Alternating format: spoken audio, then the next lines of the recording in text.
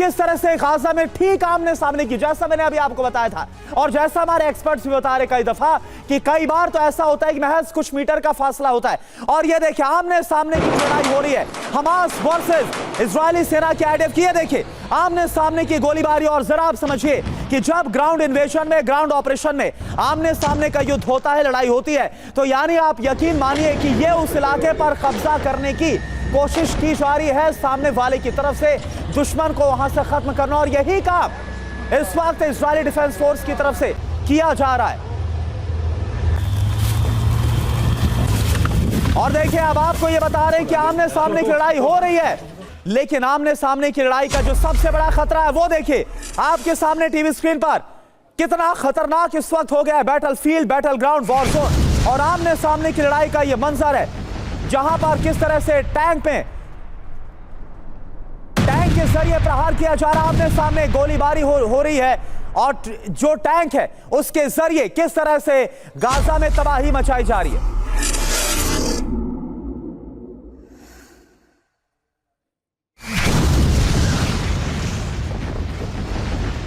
और ये देखिए ये जो वीडियो दरअसल आप देख पा रहे हैं, ये आपके लिए देखना समझना इससे जरूरी है। जैसा भी आपको बताया कि आमने सामने की लड़ाई में होता क्या है, जो इस वक्त आपको वर्दी में नजर आ रहा है, दरअसल एक बार फिर देखिए ये जो भागता हुआ आपको नजर आ रहा है, यह हमास का लड़ाका है, हमास का आतंकी। इसने क्या किया, इसने इजरायली सेना के टैंक में, ये देखिए कैसे इसने बम फिट कर दिया और इसके बाद बड़ा धमाका होता है और जो टैंक है वो तबाह हो जाता है। इस धमाके में ये होता है जब आमने सामने का युद्ध होता है, जब आप उसके गढ़ में होते हैं जो जिसका वर्चस्व वहां पर होता है, यानी क्योंकि आईडीएफ इस वक्त हमास के गढ़ में है तो ये सब कुछ वहां पर हो रहा है। एक और वीडियो आपको दिखाते हैं और बड़ी खबर, इजराइल की धुआंधार जो बमबारी इस वक्त हो रही है, ये उसकी तस्वीर आप देखिए। लगातार आसमान के जरिए भी बम बरसाए जा रहे हैं। रात के वक्त का ये वीडियो है, रात में भी लगातार ऑपरेशन किस तरह से जारी है, 24 घंटे गाजा पर बमबारी हो रही है और ये तस्वीरें आपके सामने।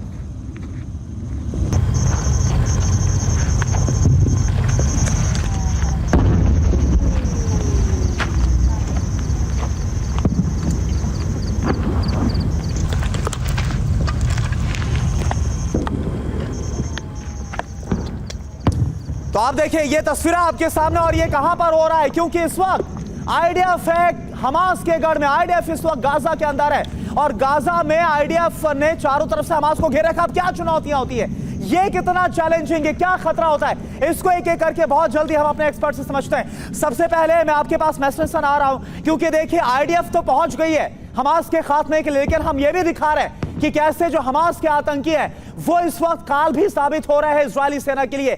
क्या चुनौतियां आप देख पा रहे हैं? और देखिए लड़ाई में कई चुनौती होती हैं जिसको मैं बोलूंगा फॉग ऑफ वॉर, मतलब बिल्कुल ये हालात होते हैं कि आप आपस में तालमेल बहुत कम हो जाता है, कहीं से फायर आ रहा होता है, कोई पीछे से मारता है, कोई आगे से, कोई ऊपर से, और यही बिल्कुल हो रहा है। देखिए चुनौतियां सबसे पहली तो ये है कि जो पैलेस्टीन सिविलियंस हैं और इजरायली होस्टेजेस हैं वो सबसे बड़ी चुनौती है। दूसरी चुनौती है जो ये अभी फॉग ऑफ वॉर में हो रहा है, आपने खुद देखा कि इजरायली सेना के एक टैंक को आके एक टेररिस्ट ने बर्बाद किया।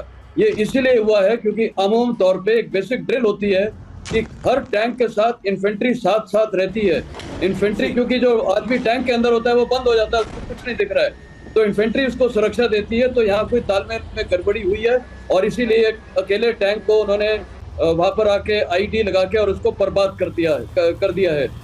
अगली चुनौती ये है कि जब ये fighting in built up area की सबसे बड़ी चुनौती है, इसमें कई बार इतना क्लोज कॉम्बैट बैटल होगा कि हैंड टू हैंड फाइटिंग भी होगा।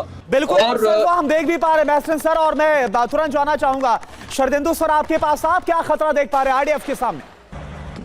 देखिए ये जो इस तरीके की लड़ाई चल रही है बिल्टअप एरिया की, इसमें जो स्टैटिक हुआ वो किलिंग एरिया में आ जाता है। तो अगर टैंक स्टैटिक जैसा कि आपके ग्राफिक्स ने दिखाया तो अपने आप में एक बहुत ही पुख्ता टारगेट होता है और उसको कोई भी आराम से डिस्ट्रॉय कर सकता है, चाहे वो आरएल से करे, चाहे वो जाके वहाँ पे उसने बॉम्ब डाला और उससे धमाका और टैंक नुकसान हुआ। तो यहाँ स्टैटिक नहीं रहना है। इजराइल इस आर्मी एक प्रोफेशनल आर्मी वो इस चीज़ को समझती है, लेकिन वहाँ की जमीन की बनावट ऐसी है कि हर जगह मूवमेंट नहीं हो सकता, हर जगह मैन्यूवर नहीं हो सकता, हर जगह सुरक्षा नहीं हो सकती। और जो हमास के लड़ाके हैं उनका एडवांटेज यहाँ होता है कि वो किसी भी जगह से किसी भी बिल्डिंग से फायर कर सकते हैं और कारगर फायर कर सकते हैं, क्योंकि डिस्टेंसेस बहुत कम इन्वॉल्व है। तो ये जो बड़ा क्लोज फाइट होना है, लेकिन जो उनका प्रिपॉन्डरेंस है, एयर स्ट्राइक है, आर्टिलरी है, रॉकेट है, जो आइसोलेट कर रखा है। बिल्कुल शर्मिंदु सर, तो जिस इलाके से आईडीएफ अनजान है उसके चप्पे चप्पे की भनक हमास के पास है। डिनी सर आपके पास आऊंगा, लेकिन एक और वीडियो इस वक्त हम आपको दिखाने वाले हैं